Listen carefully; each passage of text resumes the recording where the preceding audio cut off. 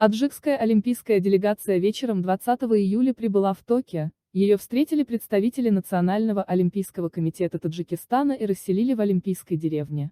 Как сообщили НИАТ Хабар в Национальном олимпийском комитете Таджикистана, 21 июля в Олимпийской деревне был вывешен государственный флаг Таджикистана, а спортсмены и тренеры прошли тест на COVID-19, результат которого оказался отрицательным.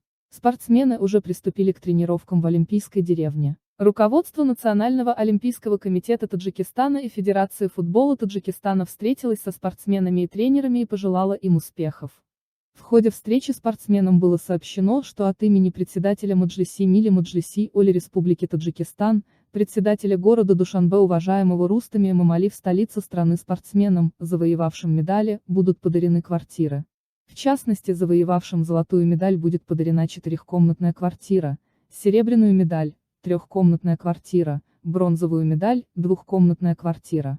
Напомним, что согласно положению о премии президента Республики Таджикистан, победителям и призерам международных спортивных соревнований, завоевавшим первые, вторые, третье место из фонда лидера нации будут вручены соответственно 300 тысяч, 250 тысяч и 200 тысяч самани.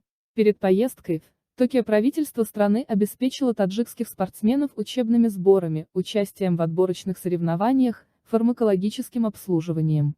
Олимпийские игры в Токио 2020 начнутся 23 июля и продлятся до 8 августа.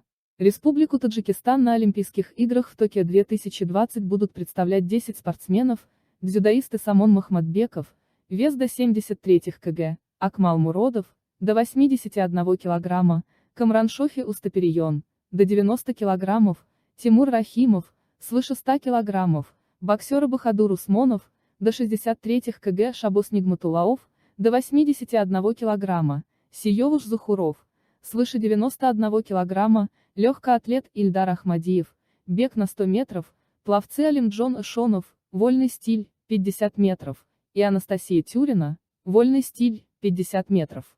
Церемония открытия состоится вечером 23 июля на Олимпийском стадионе Токио.